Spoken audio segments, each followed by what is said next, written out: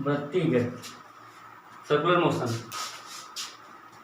जब कोई कण किसी निश्चित बिंदु के केंद्र मानकर उसके चारों ओर अचर दूरी पर वह जब वृत्ताकार पथ पर चक्कर लगाता है तो वस्तु की इस प्रकार की गति को जो है वृत्तिगत कहा जाता है।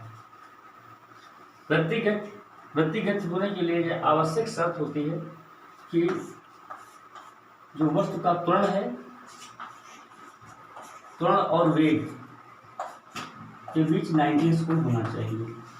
यदि त्वरण और जो है वेग के बीच का कोण जो है 90 का होगा, उस कंडीशन में कण की जो है गति जो है वृत्ताकार होगी। इसके पहले हम लोगों ने पढ़ लिया था, जब कोई वस्तु का एक्सेलरेशन और वेलोसिटी वेक्टर दोनों एक ही दिशा में हो, या आपका वेलोसिटी आगे है और एक्सेलरेशन पीछे की ओर है, तो इस कंडीशन में जो है स्ट्रेट लाइन मोशन होती है दोनों में, या तो मतलब थीटा बराबर 0 हो या 180 अंश। इन दोनों स्थितियों में जो है कण की जो है गति स्ट्रेट लाइन होती है, रेखीय होती है। यदि थीटा का मान ठीक है 0 ना हो, 180 ना हो और 90 ना हो, तो इसके अतिरिक्त कोई भी प्रकार की जो है इसके अलावा अन्य किसी भी कोण पर जो है ए और बी के बीच अगर कोण है तो हमेशा जो है उसका पथ जो है प्रक्षेप गति करेगा।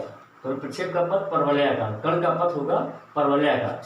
यदि कोई भी वस्तु का एक्सेलरेशन और वेलोसिटी दोनों के बीच में जो है, इन दोनों के बीच में जो है angle vector A perpendicular vector B, अगर इनके बीच थीटा बराबर 90 हो गया तो ये हमारा जो है ठीक है इस प्रकार से जो है सर्कुलर मोशन कहलाएगा, वृत्तिगत कहलाएगा। वृत्तिगत में जो है कण एक निश्चित केंद्र मान करके एक अचर दूरी से चारों ओर, केंद्र के चारों ओर इस प्रकार से गति करता है। इसकी जो है पथ की त्रिज्या सदैव नियत रहती है और ये पॉइंट जो है फिक्स रहता है। कण जो है इस प्रकार से इस पथ पर गति करता है। तो इस प्रकार से जो है कण की जो है इस चैप्टर के अंतर्गत हम वृत्तिगत के बारे में पढ़ेंगे कि कण जो है ठीक है एक वृत्ताकार पथ पर गति करेगा। उस वृत्ताकार पथ पर जो है एक पॉइंट फिक्स रहेगा और दूरी उस पॉइंट की जो है फिक्स रहेगी। तो इस प्रकार की गति को वृत्ताकार गति कहते हैं। वृत्ताकार गति जो है हमारी दो प्रकार की होती है कि यूनिफॉर्म, एक समान गति, एक असमान गति। समान गति में क्या होता है v बराबर dx/dt, अर्थात इसमें टेंजेंशियल और इसमें जो है एक समान, इसमें जो है वेलोसिटी का परिमाण है वो सेम रहता है, जबकि डायरेक्शन केवल चेंज होती है। और इसमें जो है वेलोसिटी तथा डायरेक्शन दोनों चेंज होंगी, इसमें भी दोनों चेंज होंगी। इसमें at कांस्टेंट होगा और इसमें at जो है इंक्रीज होगा, इंक्रीज या डिक्रीज कुछ भी होगा, लेकिन इसमें कांस्टेंट होगा, इसमें at जो है इंक्रीज होगा, डिक्रीज भी हो सकता है, और यहाँ पर at बराबर 0। तो ये जो है ठीक है सर्कुलर मोशन के दो पार्ट दिए, और ब्रह्मांड में जो है 3 ही प्रकार की गति हो सकती है, या at बराबर 0, या at कांस्टेंट, या at इंक्रीज डिक्रीज वेरिएबल, इसको वेरिएबल भी कह सकते हैं, वेरिएबल। एक समान वृत्तिगत, जब कोई कण जो है एक पॉइंट के चारों ओर डिस्टेंस r पर जो है फिक्स करके और इस प्रकार से जो है वृत्ताकार पथ पर गति करता है, तो उस वृत्ताकार पथ पर गति करता हुआ उस कण का वेलोसिटी जो है प्रत्येक पॉइंट पर वेलोसिटी वेक्टर जो है बदलता रहेगा। v1, v2, v3, v4 velocity vector तो बदलता रहेगा, लेकिन इसका जो परिमाण है इन सभी जो है वेगों के परिमाण जो है v1, v2, v3, v4, इनका जो वेक्टर का परिमाण है वो सेम रहेगा, अर्थात इनका v रहेगा। मतलब अचर त्वरण, अचर वेग वेग क्या होगा, अचर, अर्थात 4 अचर रहती है। जब कोई कण जो है, जब कोई कण इस प्रकार की गति करे जिसमें चाल सदैव नियत रहे, चाल सदैव नियत रहे अर्थात वेग का परिमाण नियत रहे, परंतु जो है उस कण की जो है दिशा बदलती रहे, तो वस्तु की इस प्रकार की गति को जो है एक समान वृत्ति गति कहते हैं। एक समान वृत्ति गति में जो है स्पर्श रेखित कोण 0 होता है। जब AT जो होता है वो 0 होता है, क्योंकि V1 माइनस V2 या V2 माइनस V1 करेंगे तो यहाँ पर V2 माइनस V1 बराबर 0 आएगा। दोनों का V1 वेगों का अंतर जो है ये 0 आएगा, तो इसलिए AT का मान होता है 0/T। तो कितना जाएगा, AT बराबर 0। ये आपको दिखाया गया है ये चीज।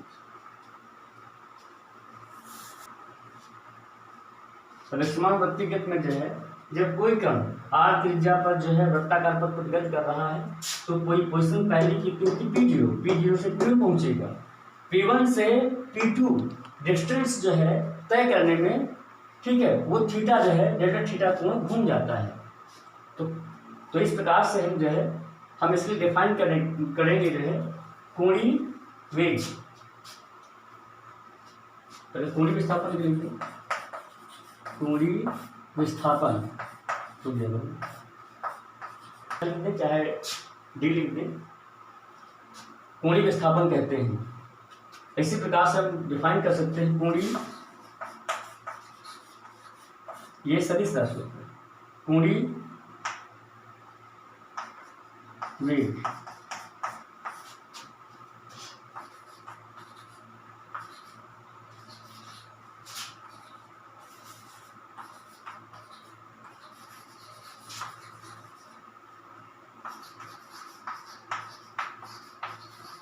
Angular velocity. जिस प्रकार से जो है विजरेखी गति में जो है वेग परिवर्तन की दर को त्वरण कहते थे और विस्थापन परिवर्तन को वेग कहते थे, इस प्रकार से कोणीय जो है कोणीय वेग, कोणीय गति में जो है सर्कुलर मोशन या कोणीय गति किसी में भी जो है हम किसी वस्तु के जो है कोणीय विस्थापन की दर को कोणीय वेग कहते हैं। एकांक समय में जितना जो है कोण घूमेगा उसे हम कोणीय वेग कहेंगे।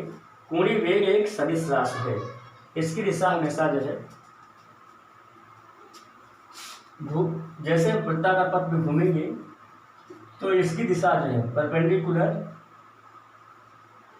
दाएं हाथ के नियम से देंगे। जैसे वृत्ताकार पथ पे घूम रहे हैं तो अंगूठा किधर है, बाहर की ओर, तो कोणीय वेग की जो है दिशा बाहर की ओर होगी। इसका मात्रक क्या होगा, इसका मात्रक कोण का मात्रक रेडियन पर सेकेंड। इसकी विमा क्या आ जाएगी, कोण की विमा नहीं होती है अपान समय t, तो t की पावर -1 याद किया जाएगी कोणीय वेग की विमा। ओमेगा बराबर limit delta T tends to 0 D theta by D T equal to इतना होता है D theta by D T, ये अवकल गणित में होता है। तो ओमेगा बार ऑप्शन निकाल रहे हैं तो ये हमारा कितना आएगा, अब कोण कितना होता है, पूरा कितना घूमेगा 2 पाई अपान समय कितना लगता है t, तो 1/t, ठीक है, आवर्तकाल 1/t बराबर n होता है। ओमेगा बार बराबर 2 पाई 1/t को लिख सकते हैं n। ये n क्या है, आवृत्ति, n क्या है, आवृत्ति मतलब जो है कितने चक्कर लगाएंगे।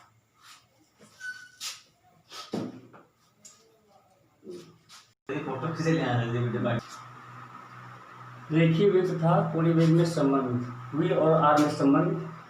तो कोणीय विस्थापन ये हमारा है θ2 माइनस θ1। कोणीय विस्थापन डी थीटा बराबर चाप, कोण बराबर चाप बटे त्रिज्या, चाप कितनी है ds अपॉन रेडियस कितना है r।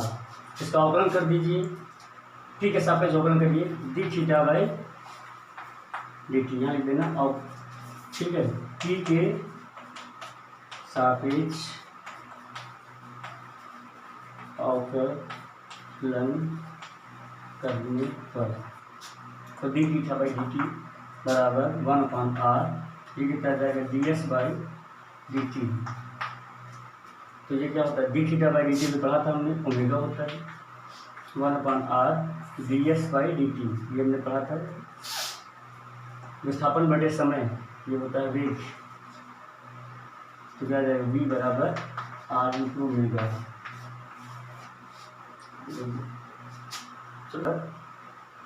Omega into R vector.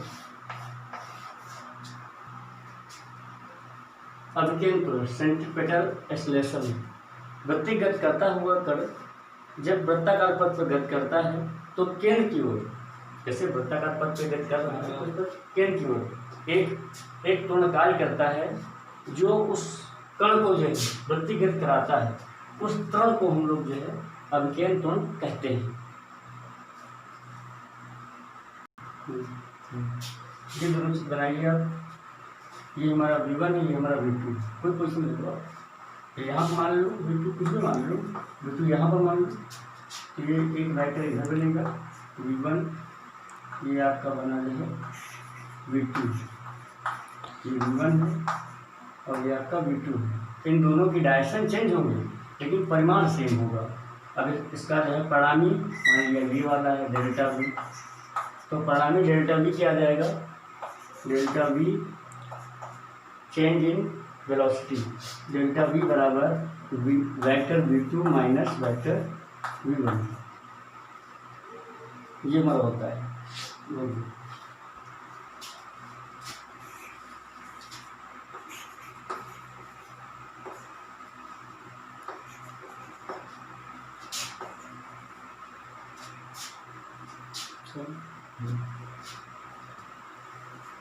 इन दोनों जो है वेक्टरों के बीच कोण कितना है, थीटा, थीटा मान लो या डी थीटा मान लो, डी थीटा मान लो। अब इसके पहले पढ़ चुके थे, कोण बराबर 4 बटे त्रिज्या, इसमें देखो ds बाई r, और यहाँ पर देखो कोण बराबर 4 कितना है डेल्टा v या dv, एक ही चीज़ है, upon component of vector v1 या v2 में से कोई, तो दोनों को v1 और v2 आपस में बराबर ही होते हैं, इसको मान लिया v। अब यहाँ से इसको हल करें ds by r dv by v, अब इसको dt से भाग दे दो या इसका अवकलन कर दो, t सापेक्ष ds बाई dt, इधर ले आओ v/r, यह आ जाएगा dv बाई dt। तो dv बाई dt होता है एक्सेलरेशन, ar, r में रेडियल, यह आ जाएगा v/r,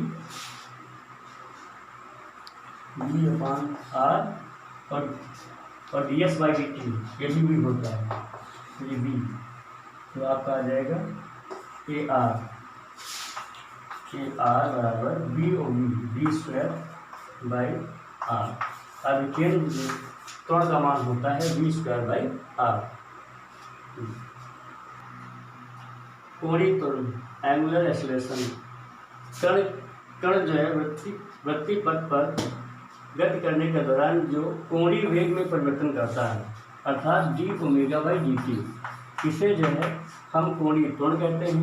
कोणीय त्वरण को अल्फा से बदल करते हैं, कैसे बदल करते हैं, अल्फा, और इसका जो मात्रक क्या आ जाएगा, रेडियन पर सेकेंड हुआ कोणीय वेग का, बटे सेकेंड और है तो सेकेंड की पावर 2 आ जाएगा। बीमा क्या आ जाएगी, रेडियन की बीमा होती नहीं है और समय की बीमा होती है टी, तो टी उसका, टी जो है इसका और टी इसका, टी की पावर 2 आया, टी की पावर -2। परिवर्ती वृत्तिगत में जो है कण का त्वरण, तो वृत्तिगत आप बताया गया, परिवर्ती का मतलब होता है कि v1 और v2, वेक्टर v1 और वेक्टर v2 के जो परिमाण निकाले गए अगर ये बराबर नहीं, अर्थात इन V1 और V2 के परिमाण बराबर नहीं हैं, उस कंडीशन में जो है अभिकेंद्र त्वरण के साथ साथ स्पर्श रेखीय त्वरण भी होगा। तो अब इस प्रकार की मोशन में जो है दो प्रकार के त्वरण होंगे। तो ए कुल त्वरण ए बराबर, अब अभिकेंद्र बल ए आर इधर लगेगा और स्पर्श रेखा दिशा में भी 80 लगेगा, और इनके बीच कोण है 90 अंश। तो पढ़ाने और लगा करके जो है क्या जाएगा, लंब का स्क्वायर प्लस आधार का स्क्वायर, तो ए आर का स्क्वायर प्लस 80 का स्क्वायर, और ए बराबर ए आर क्या होता है, अभिकेंद्र त्वरण। अभिकेंद्र त्वरण क्या होता है, V²/R, इसका स्क्वायर करना है प्लस 80 इस पर लेकिन त्वरण 80 बराबर dV/dt, जो आ जाएगा dV/dt का होल स्क्वायर। इस प्रकार से जो है परिवर्ती व्यक्तिगत में कण का त्वरण जो है, त्वरण दो प्रकार के होते हैं। एक तुम्हारा अभिकेंद्र त्वरण अंदर की ओर लगेगा और आपका एक स्पर्शरेखीय त्वरण होता है। ये सूत्र होता है कुल त्वरण ए बराबर √AR का स्क्वायर प्लस 80 का स्क्वायर। AR का मान ये है, 80 का मान ये है। और अभिकेंद्र त्वरण का मान और भी निकाल सकते हैं, V बराबर R ω रखेंगे तो ये आपका AR का मान ये भी हो सकता है ω²R, स्मॉल रख सकते हैं, V²/R, ये दोनों आपके पर कैपिटल आर है, कैपिटल आर त्रिज्या कैपिटल आर मान। इस प्रकार से ये आपके सूत्र याद रख सकते हैं और इस प्रकार से परिवर्ती गति में भी जो है हम त्वरण ज्ञात कर सकते हैं। व्यक्तिगत में हम लोगों ने जो है अभी तक जाना कि काइनेमेटिक्स जाना इसका, और इसके बाद हम लोग जो है इसकी डायनामिक हम पढ़ेंगे। तो सबसे पहले जो है उसमें डेफिनेशन लोग पढ़ेंगे अभिकेंद्र बल के बारे में, अर्थात काइनेमेटिक्स इसके बाद वाले टॉपिक में हम लोग पढ़ेंगे।